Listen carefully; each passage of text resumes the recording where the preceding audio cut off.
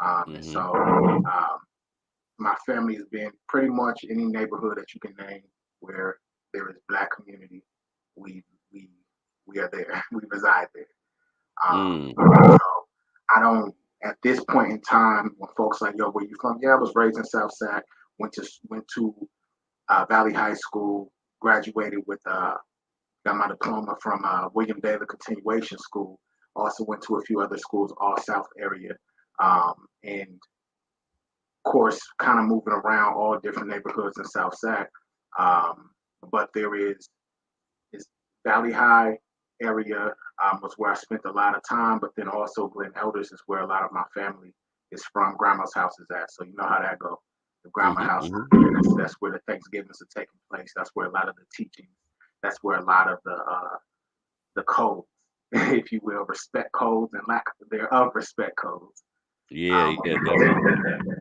So that's pretty much it. Yeah, South Sacramento.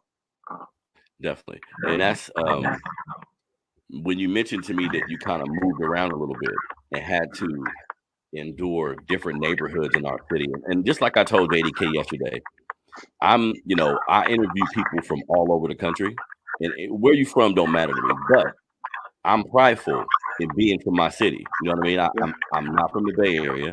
I'm from Sacramento, come on, California. You see what I'm come saying? on. So, Yeah, and all of the differences that come with that, good or bad. But what you are exuding and what JDK has exuded as well, is like it's happening the same everywhere.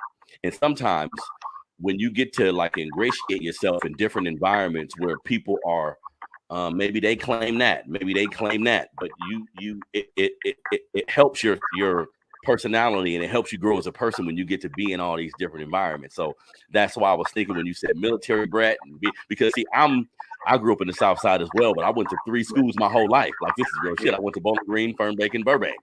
for Boom. sure. Never Yeah, a different one school. side Never of the had to South. you know what was one side of the South. You see, because now my family, and this is a funny story, real quick.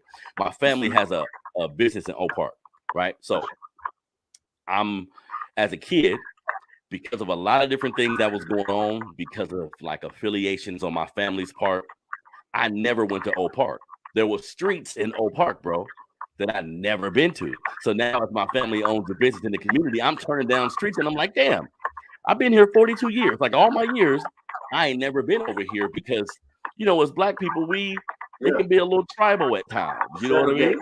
segregated within, civilly within our own race, right? We Yeah. draw lines, but and a lot of that is really based on the redlining that was done back in the day, which is why, like, and I share often with the youngsters that I work with, like, yo, it's important to know your history of this place that you're claiming and that you Mm, so proud of and you have so much pride in. I understand that like there was only really two neighborhoods you can be in back in the day if you were black in Sacramento, we gotta and then see. and That's then what's the up, other bro. neighborhoods all stem from those. And so yes, we are all family for real. Like Hmm. because everybody mixed mingle with each other. So one of those neighborhoods was Oak Park, right? Hmm. Historically, we talking 40s and 50s, where my family got here in the late 40s. They first place they came was Oak Park. If you were in the North area, you were in Del Paso Heights, and Yeah. you can see the historical um, residuals, right? You can see a Hmm. little bit more structure, more elders, more grandma's houses, those kind of things, right? You can see even like some of the it's deeper, tribal, right? The more gangs, big, more folks, more pride because of the history. Much like places like Oakland, there's a lot of history in Oakland, and so understanding like, but a part of the setup was segregating within our culture, like separating us, right? And then busting it Yes. down by classism and all that kind of, the American dream. Hmm. That's The it, man. American, Is yeah, That's refreshing to hear you go there, brother. Because I just did a show a few days ago, and just like you just mentioned, I say certain things at nauseum because I want you to get it. And words are spells. So yeah, I'm gonna say this yeah, shit 1,000 times. You can get it. You know what I mean? Hey man, yeah, look, the ghettos in America, complete creations. yep, set up. Complete creation. So you can get mad at the inhibited who show certain signs of certain things and now they're festering, but this is an autopilot type system in 2022. Now, This thing was set up a long time ago. My wife, her father, like she grew up in the 29th Street area, right? So I had a conversation with that brother, rest his soul, before he passed away. And he hit me to game where basically he was like, I live in the 29th Street area because I wanted to move to Elk Grove. I wanted to move to Green Haven. I couldn't. See, so me knowing history, Chris, I was baffled because I was like, okay, I've been reading about this for some years now, but to hear an individual say, no, that was my actual experience.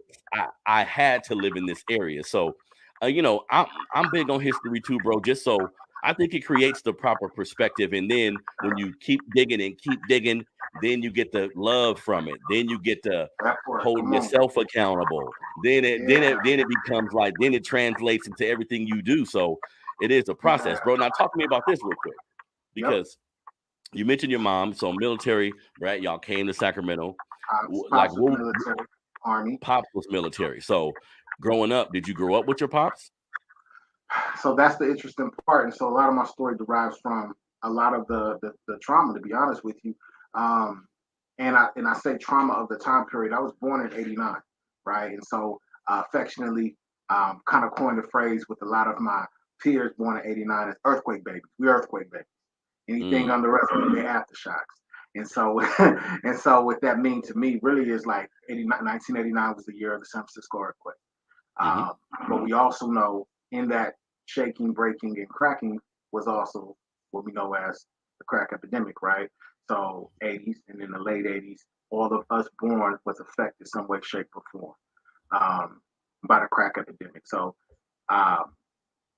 myself, my pops was military, Army, stationed at what we know as, if you're from Sacramento, from the South area, as Countrywood Village apartment complex, now known as Providence Place apartment complex off of Mac Road. That's where, and it's crazy. People still get like, wait, for real? That's where they used to house a lot of the army soldiers. So my pops, the first place they stationed him was, when he came to Sacramento, was Countrywood Village.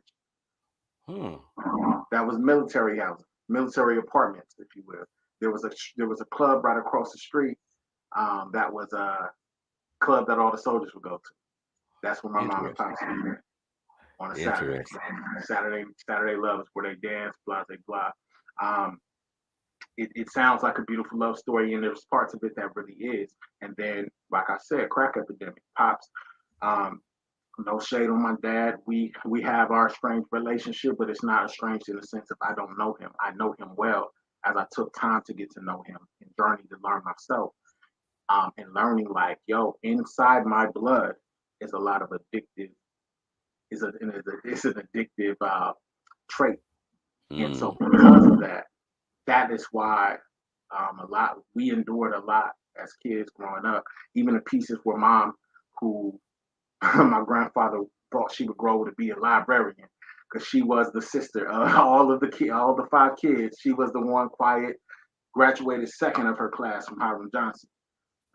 And Glenn Elders, still to this day, only ones that know her from the neighborhood, all the OGs that know her from the neighborhood, only barely know her through her sisters and brothers, not really her. And so I'm Sharon's son, but they like, yeah, I remember something like that. They had a sister, right? She was kind of quiet. So that was mom. She did a good job of kind of covering up a lot, not covering up, but keeping us away from a lot of the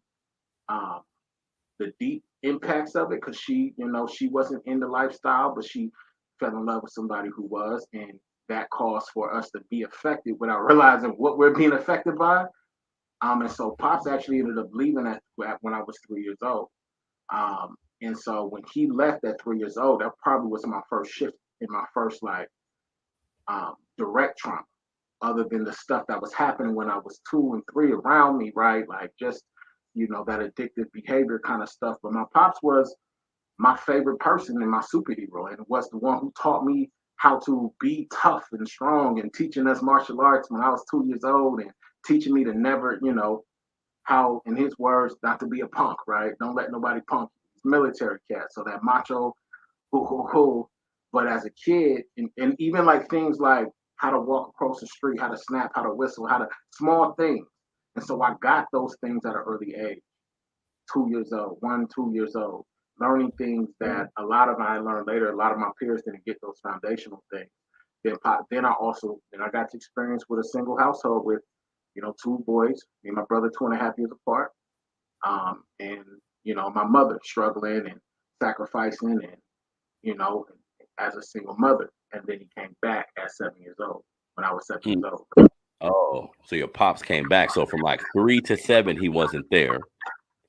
And then at 7, he came back. Interesting. Okay. So from then, was he in your life until you became a young adult, or how did that play out? And then when he came back, and I'm just in a transparent. I actually have a book I'm working on called Transparent Me, which is short stories of everything, right? As part of my healing process as well, and just like understanding and being able to not judge nothing as I look at it, right? Taking that mindfulness philosophy and really just looking at things and like, oh, okay, so that's why. All right, I get it. I understand it. I accept it. Now I release it. But transparent me, right? Me being as transparent as possible. When Pops came back, he brought a lot of his demons with him, a lot of his and I didn't know what, excuse my language, but I didn't know what the hell. Me and my brother didn't know what the hell. Like, we were so excited to have our daddy back because we thought she made him go. Our mom made him go because she allowed us to think that. When he came back with this, had battled all the way his own, that monkey, on his shoulder, on his back, and plus also having 2 other sons while he was gone. But then coming back, my mother forgiving heart, accepting him back. And so when he came back, though, it was a lot of, and I just started kind of like unveiling a lot of these layers, a lot of abuse, a lot of anger, a lot of resentment. And I didn't know until I was 25, traveling in the place that he went, right, to the East Coast, spending time with his side of the family, that he was battling a lot of guilt. And it was me that was haunting him in his dreams as a child, begging him not to leave me, right? Like, blaming him for leaving. So when he came back abusive, to be all the way real. I just got to the place where I started sharing that. A lot of people didn't know that. But that's also what sculpted me and shaped me and made me strong enough to endure. And then at a certain age, about 14, I'm like, hey, no more of that. As I started, getting up size, getting up strength. And that's also around the time where I started really taking my writing seriously as well. What Pops did that to this day, I salute him for it, thank him for it, was this love and passion for writing and this talent, this gift. Wait, was your papa right? This is my father's dream that I carry. That became my dream. And I love it.